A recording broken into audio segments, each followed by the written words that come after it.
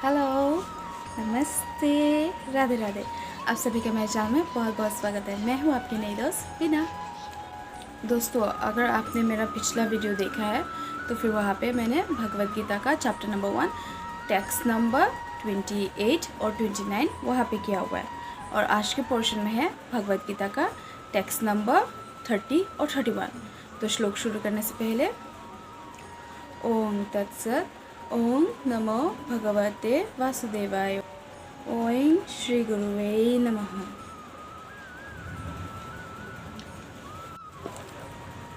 तो फिर हम लोग शुरू करते हैं हमारा चैप्टर नंबर 1 टेक्स्ट नंबर 13, जो इसका श्लोक है नोचो शक्नोमि अवस्थतुम भ्रमतीवो च मे मनः निमित्तानि च पश्यामि विपरीतानि केशव। तो अभी है श्लोक नंबर 31। तो श्लोक नंबर 31 का श्लोक है नोचो श्रेय अनुपश्यामि हत्या स्वजनम आहवे नो कांक्षे विजयम कृष्ण नोचो राज्यम सुखानि च। जब हम लोग संस्कृत श्लोक को तोड़ के पढ़ते हैं तो फिर उसके मतलब कुछ इस तरह से है।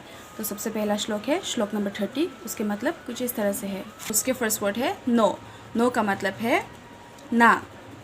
चो, चो का मतलब है भी और भी।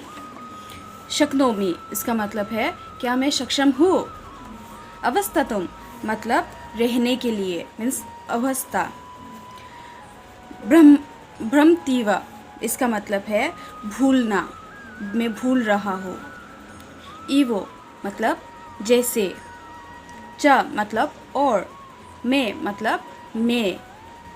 मनः मतलब मेरा मन। निमित्तानि, इसका मतलब है कॉजेस या फिर मेरे कारण। च मतलब भी।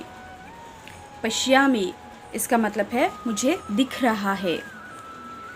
विपरीतानि मतलब एकदम विपरीत, एकदम से उल्टा। केशव मतलब ये कृष्ण का नाम है, भगवान श्री कृष्ण का और एक नाम है जिसका नाम है केशव। तो ये है और अब है श्लोक नंबर 31। तो उसके संस्कृत श्लोक को जब हम लोग तोड़ के पढ़ते हैं तो फिर उसके मतलब कुछ इस तरह से होते हैं। नो मतलब ना। चो मतलब और। श्रेयो मतलब अच्छा। अनुपश्यामि, इसका मतलब है मैं पहले से ही देख सकता हूँ।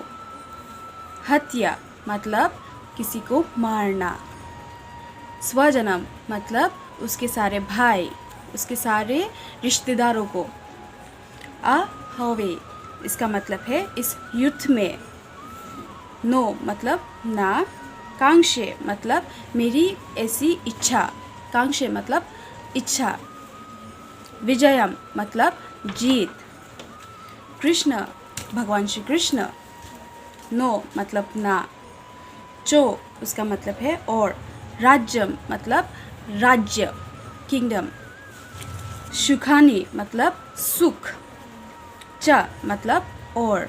तो इस श्लोक नंबर 30 इसका जब हिंदी ट्रांसलेशन पढ़ते हैं तो फिर इसका हिंदी ट्रांसलेशन कुछ इस तरह से होता है।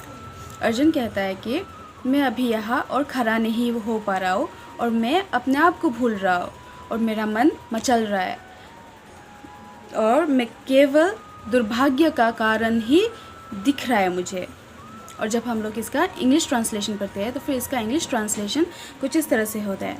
I am now unable to stand here any longer. I am forgetting myself and my mind is reeling. I see only causes of misfortunes और कृष्णा किलर ऑफ केसिडेमोन। और श्लोक नंबर 31 इसके अकॉर्डिंगली जब हम लोग इसका हिंदी ट्रांसलेशन पढ़ते हैं तो फिर इसका हिंदी ट्रांसलेशन कुछ इस तरह से होता है। मुझे यहाँ कोई अच्छी बात नहीं दिख रही है कि मैं अपने ही रिश्तेदारों को मारने के बाद मुझे आखिर इससे क्या लाभ मिलेगा। मुझे ऐसा राज्य नहीं चाहिए और ना ही मुझे ऐसा सुख चाहिए जहाँ मुझे मेरे अपनों को मारना पड़े। और जब हम लोग इसका इंग्लिश ट्रांसलेशन पढ़ते हैं तो फिर इसका इंग्लिश ट्रांसलेशन कुछ इस तरह से है। I do not see how any good can come from killing my own kinsmen in this battle nor can I, my dear Krishna, desire any subsequent victory, kingdom or happiness. तो जब हम लोग इसके स्टोरी में जब वापस जाते हैं तो फिर वहाँ पे अर्जुन बेचैन होता है। बेचैन होकर वो भगवान श्री कृष्ण से कहता है कि उसको वैसा सुख नहीं चाहिए जहाँ पे उसको उसके परिवार वालों को, उसके रिश्तेदारों को मारना पड़े। ऐसे सुख उसको पसंद नहीं है, वो अपने रिश्तेदारों को वो मारना नहीं चाहता है। इसमें इतना ज़्यादा कुछ नहीं है। तो इसमें सिर्फ यही है कि अर्जुन बेचैन है कि जब उसने अपने रिश्तेदारों को वहाँ पे देखा। जितने भी गुरुजन यहाँ पे मुझे देख रहे हैं उन सबको मैं माफ़ी चाहूँगी, क्योंकि मेरे संस्कृत के सारे उच्चारण सही नहीं आ पा रहे हैं और मैं उसके लिए मैं अपने आप पे बहुत ज़्यादा काम कर रही हूँ और मैं बहुत प्रैक्टिस भी कर रही हूँ कि मैं अपने सारे उच्चारण को सही से पकड़ूँ इसमें। और आप सभी को नमः यहाँ से, आप सभी को thank you so much. Radhe Radhe. जय गीता, जय गीता, जय गीता।